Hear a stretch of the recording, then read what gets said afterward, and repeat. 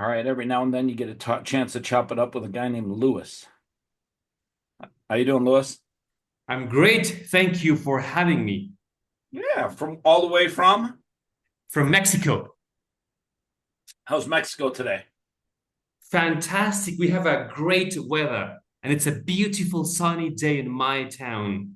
That is true.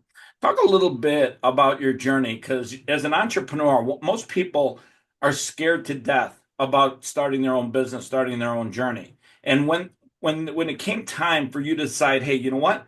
I'm going to pursue my dream. I'm going to build a company. I'm going to build something from the ground up. Talk a little bit about your journey. I can tell you that most of entrepreneurs worldwide enjoy taking risks. Well, that's my take on it. I like to take risks. I cannot take a 9 to 5 job. That's not in me. I'm a medical doctor. I have worked in Europe, I have worked in Austria, Switzerland, Germany, and so on and so forth. But I can tell you that my goal is to raise the bar when it comes to my patients. And I can tell you also that it has been a huge, excruciating journey. I have lost a lot of money during the process of being a businessman because nobody teaches you how to be a businessman. Nobody. Everybody teaches you how to be an employee. Nothing wrong with that. I'm not criticizing them I'm not trying to belittle them at all. It's not in my blood. It's not in my soul to be an employee. But it takes a lot of courage to think outside of the box and to take risks. So I would encourage people to think that for a moment, and you need to actually take risks more than you can ever imagine in your entire life. Also, I gotta tell you that you need to have a team. You cannot do it just by yourself. It's impossible, or at least I don't know how to do it. Yeah, I think it's I, I think a lot of people forget when you're an entrepreneur, you got to find people that can do things better than you, and then you got to let them run with whatever it is that you give them. And at the end of the day, it's super important for entrepreneurs to find good people to put around them so that they can do the things that they're good at while the entrepreneur does things that they're special at. exactly, right on the money. I am blessed. I gotta tell you because my business associate is my brother, and he is the What's his name? most Alex. Give him a shout out. Well, unfortunately, he doesn't speak a word of English. Give him a shout out in Spanish. I think somebody's watching that speaks Spanish. I am sure of it. Maybe next time he would be delighted to join us. Maybe next time. No, no, no. I mean, just say hello to him. Ah, great. I'll do that on your behalf. Well, if I may say this, did you ask me about the what do you ask me? Sorry, come again. We're just shooting the shit. I don't think I asked you about anything other than we're just talking about your entrepreneurial journey. Oh yeah, I was about to tell you about my brother. Yeah. He is the most loyal, responsible, and accountable man I have met in my entire life. I'm not kidding you. He's What's his more. role? Pardon me. What's his role with your company? He is a lawyer, so he takes care of all the employees, all the production also, and that's pretty much it. And he pays taxes and so on and so forth.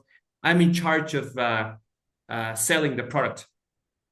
So he's kind of like operations. Yeah, exactly. You got to have that when you're an entrepreneur. You got to have somebody that helps guide the company along and make sure that everything's taken care of. Because in many cases, entrepreneurs are like the wild Mustang. You know the horse, the Mustangs? Of course. They're unbelievably beautiful animals. And they here in Nevada, you see them running around and they're allowed to run free. And that's like an entrepreneur. Entrepreneur is like the wild Mustang, but somebody has to plow the fields. Then there's always that plow horse that has to make sure the fields are plowed. And these people are usually behind the scenes, and uh, they're not the protagonists for the customers. No, nobody knows them in very broad terms, and he likes that. Actually, if I can make an analogy or a comparison, Have you watched the Godfather, the movie? I'll watch all of them. Which one are you referring to? The first one. Okay. He would be like Tom Hagen, the lawyer. Oh, wow. Yeah. I would be Michael. So he's your consigliere. Exactly right. So talk a little bit about when you started the company and your journey. When did you start? In Mexico, we started 2.5 years ago. But in America, 1 year and a half ago. And talk a little bit about what it means to be a Mexican company expanding into another country like America. Was it challenging? Very, very challenging. That's a very good question. Our mindset is very different. You see, in order to have placed orders from customers, from business to business, from retail stores, and so on and so forth, in this country, you need to be friends with the purchasing manager. Whereas in America, everything is about business. Everybody is focused. I think it's more business oriented in the United States. Whereas here, you need to make friends, to be friends with everybody in order to build a business. It's very different. Also, I gotta tell you that uh, I shouldn't say this, but I'm gonna say it. Mexicans procrastinate a lot. It's true. Viva It's Mexico. true. I'm sorry, but it is a fact. So sometimes when you shoot an email to someone or send a text, they might take 1 week, maybe. Now I know what you're talking about. Yeah, that's so true. I'm not trying to criticize my countrymen. I'm trying to Yes, get them going. Let's go. Reply to the emails. exactly. That's a point we need to take care of. Whereas in America, I think that everything is business oriented. It works very well. Yeah. So talk a little bit about the product itself. What did you actually create that makes you guys unique? What makes your product so different? Because we focus on the FDA amounts of every single ingredients first and foremost. Also, our sourcing is from very high quality places. For instance, our collagen is grass fed Brazilian collagen. Our coffee comes from Guatemala.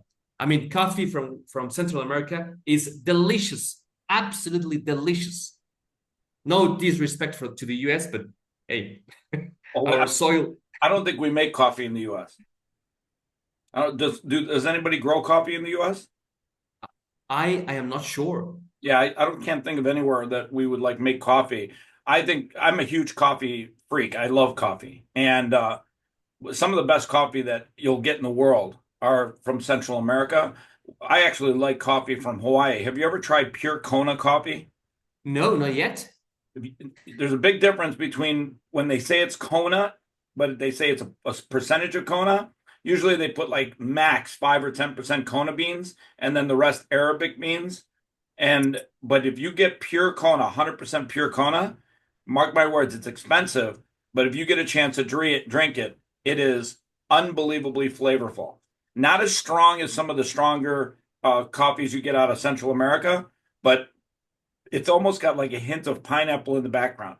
It's what some of my favorite coffee in the world. And then there's coffee in Italy. I was in Italy a couple of years ago, and I was going up and down Italy, and I was just drinking in cafes. I was having some of the best food in the world. Like if you get a chance, or have you ever been to Italy? Yes. Yeah. Isn't it crazy how much better the food in Italy is? Like the pizzas are better, the pastas are better. It's unbelievable how much everything is so much better there. Even a single orange tastes much better in Italy than in the United States. With all due respect to Well, I got my news for you. I friends. think I ate everything but the orange when I was there.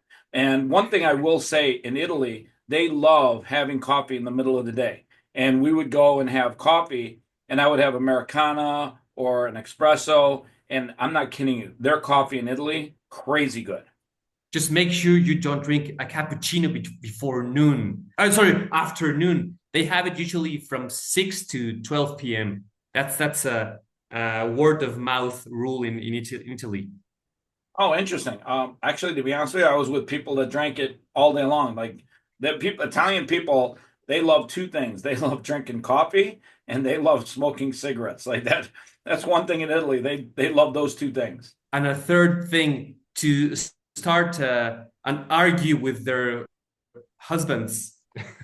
Sometimes I will say, Italian people are super passionate, and yeah, they're. I love my time in Italy. I tell people all the time, if you get a chance, you got to go before you die. You got to go see Italy. Just like spend a week there and just go up and down Italy and just see all the different like small restaurants, cafes. Get a chance to see the ocean side.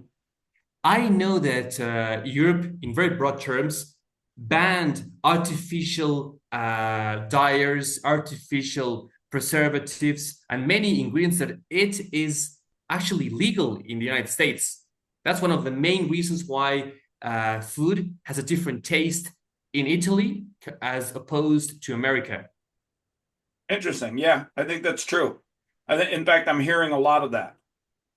Yeah, I mean, I have Italian ancestors, so I know these things very well, and I love Italy. Believe me, it's one of my favorite countries. One of my goals is to retire in northern Italy.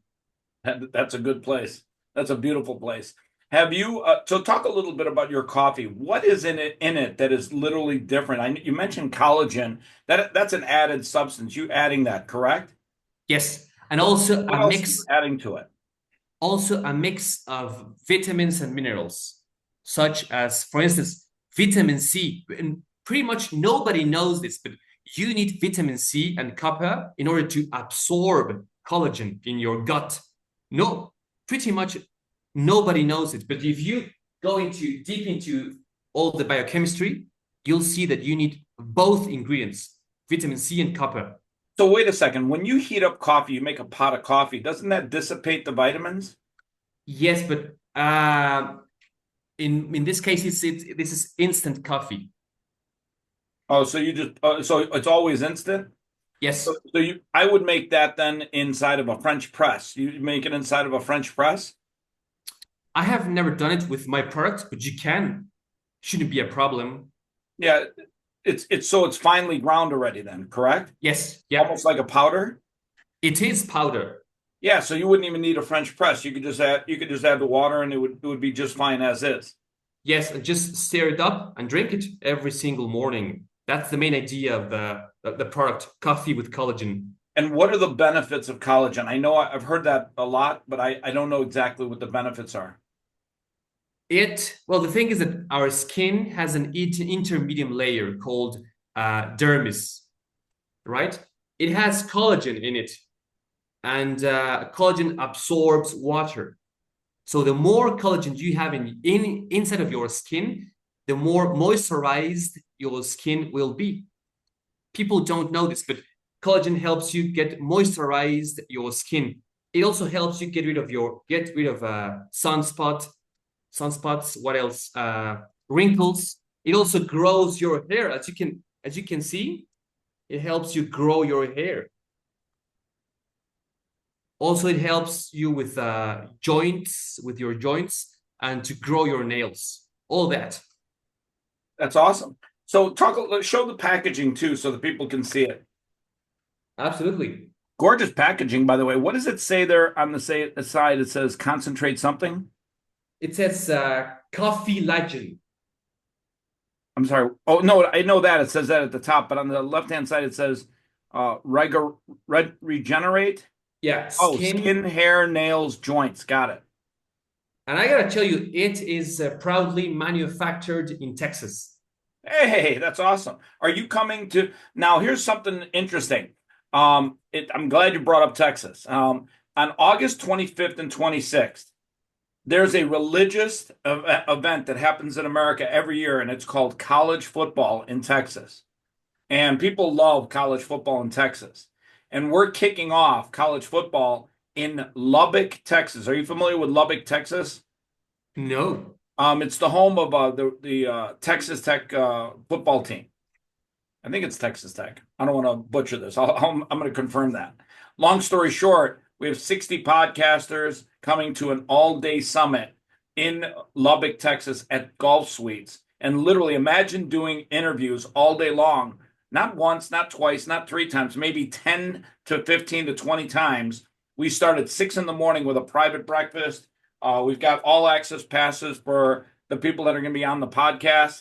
Those people will have access to private rooms where they can network with other high value individuals. And we end at midnight. Imagine going from 6 in the morning with a private breakfast to ending at midnight with live entertainment. It's insane. I Yeah. love it. I love it. It's the Podcaster Summit live from Lubbock, Texas. We're kicking off college football. There's going to be a lot of young influencers there kicking it off. We've got some sports podcasters there. And it's literally all about creating amazing amounts of content. And since it's in Texas and we're starting at 6 in the morning, I like to start my day with a nice warm cup of black coffee. I love black coffee. Maybe once in a while I'll add like a little flavored cream, but I love good black coffee. And I'll bet you that the 3,000 people there would love to start their day with a cup of black coffee. I bet that too. I would like to, if it's possible, to join you guys for the event. I'm a huge fan of Well, American football. unless I'm crazy, I think you already got an all access pass or that we're trying to get sorted out. I'm a huge fan of American football. Well, if you're a huge fan, this is the actual kickoff week of college football. Like that's we're on Monday and Tuesday. That Saturday is the first college football game, and I don't know who's exactly playing, but it's in Lubbock, Texas, and I'm pretty sure it's Texas Tech. I gotta check it out. Yeah, I gotta check it out.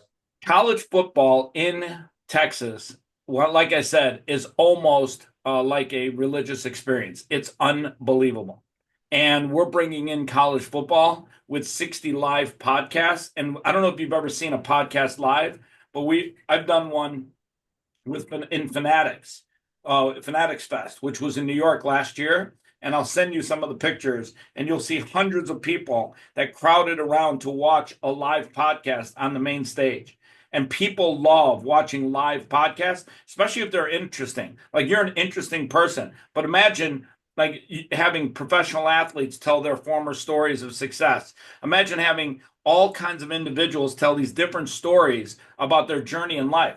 And it's all about listening to somebody's story and getting to know them. And people love to get to know some of the celebrities or some of the beautiful people that they follow on Instagram. And that gives them a chance to watch them get interviewed and tell their story. It would be really, really interesting. I'm a huge fan of, for instance, Kurt Werner from the Rams.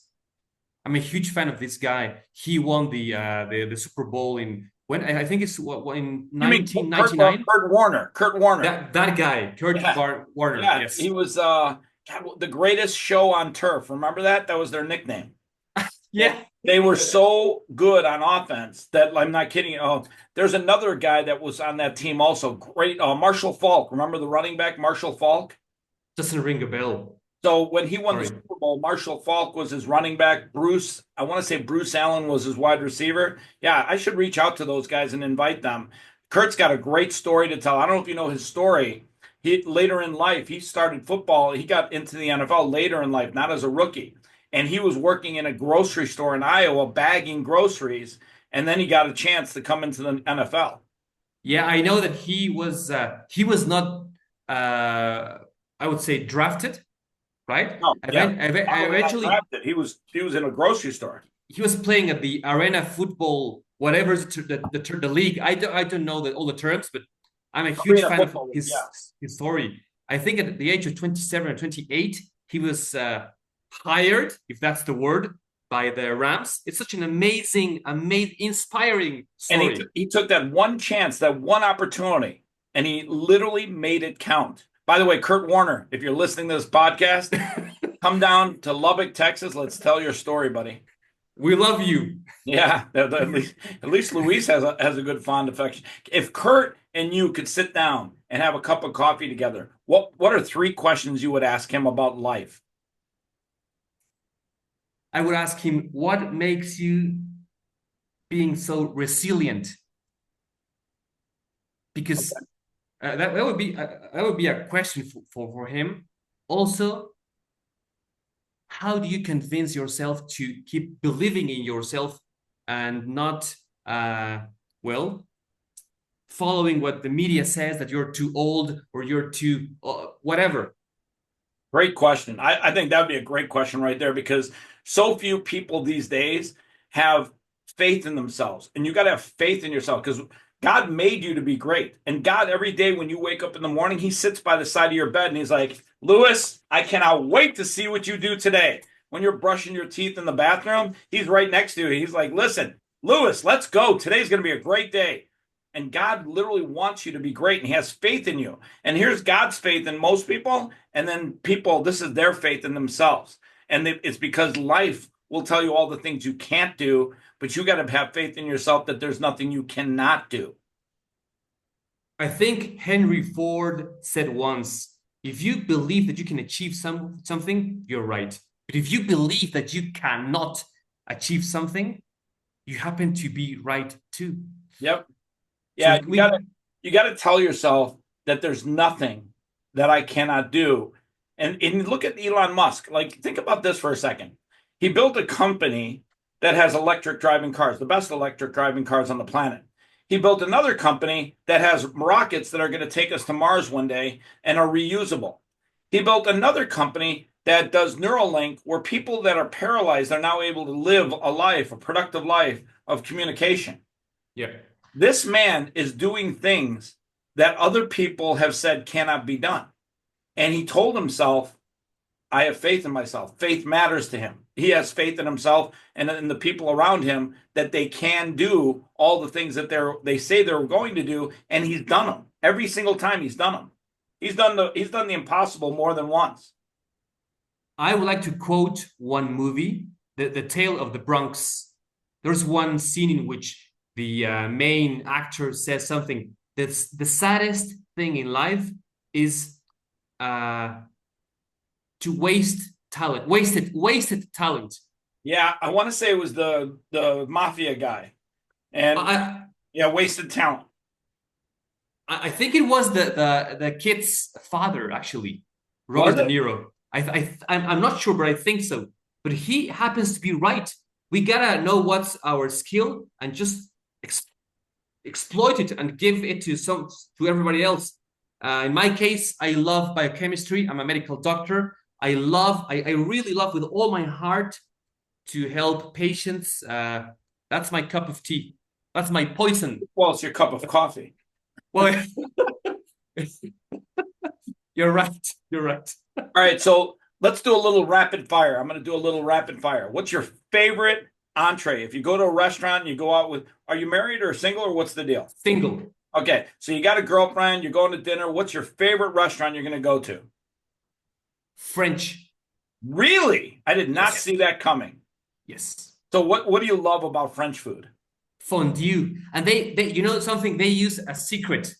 Butter, butter, and butter for everything. And it's just absolutely delicious.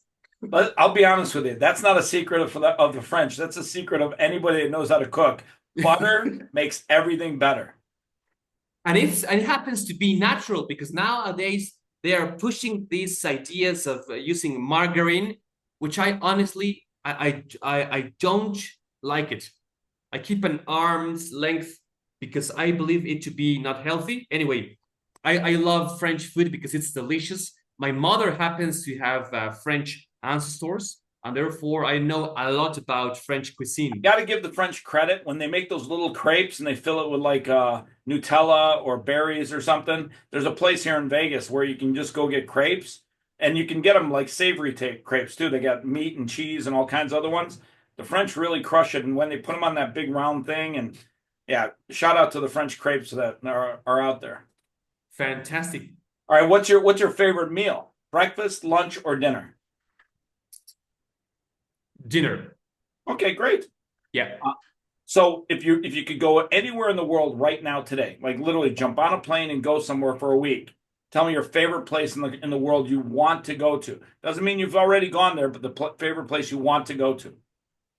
Julius Verne's restaurant underneath the Eiffel Tower in Paris.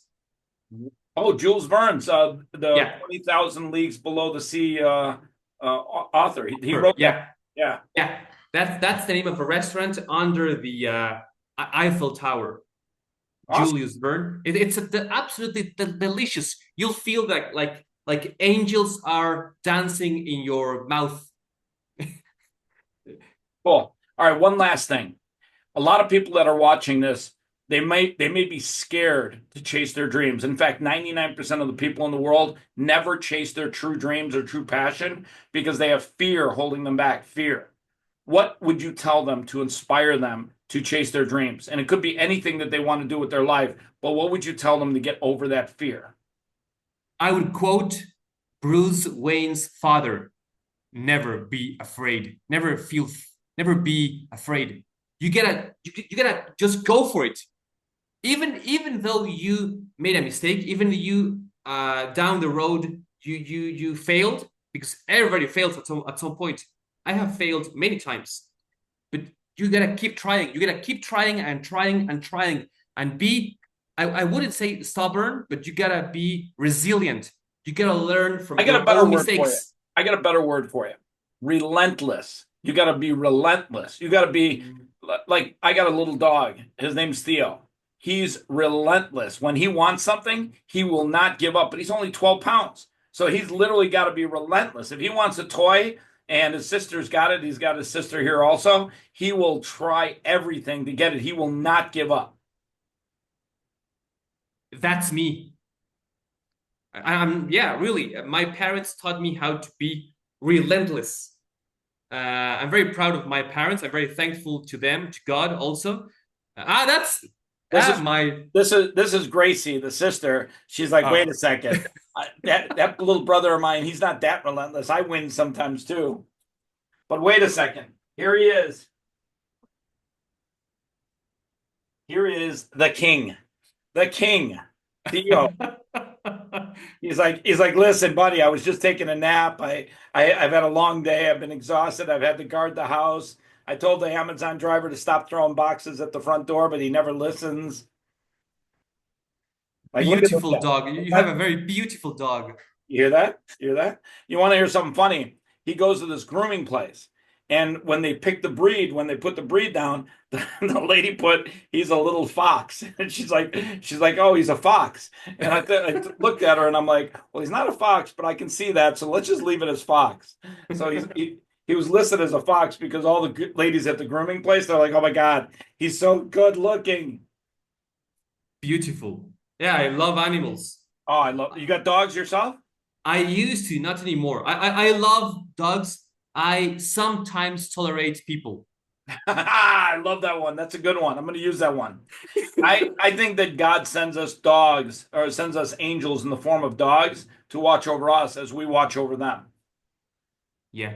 And literally there's nothing evil or bad about any dog, like nothing. But people on the other hand, especially politicians, that's a whole different ballgame. Yeah, it's a different sport, definitely. Louis, we're gonna have to do this and chop it up in person one day again soon. I love your journey. I love your energy. I love where you're going. And to be honest with you, I love coffee. You want to do something really fun right now? Yes, always. You're gonna be at the Podcaster Summit in Vegas, right? Yes. So that one's in July. Between now and July, anybody that likes and comments on this podcast, how about we give away 10 of those bags of coffee? With pleasure. All right, but they got to comment a special word. Let's make the word coffee. Great. So on the day of the event, you're going to announce 10 winners by going on, and then we'll literally pick all the comments that have the word coffee in it. Okay, let's do that. Awesome. All right, he's Lewis. He's with Coffee La Jeune. Is that right? Yeah, it's a contraction of both words, coffee and collagen. So how do you pronounce it? Coffee La Jeune? Coffeelagen. Yeah. Coffee La Jeune. And he is a passionate entrepreneur. Pay attention to him, keep an eye on him. He is definitely going to do something amazing with the life he's been given. Louis, I appreciate your time today. Thank you for having me, Chris. Have a very great day. Awesome.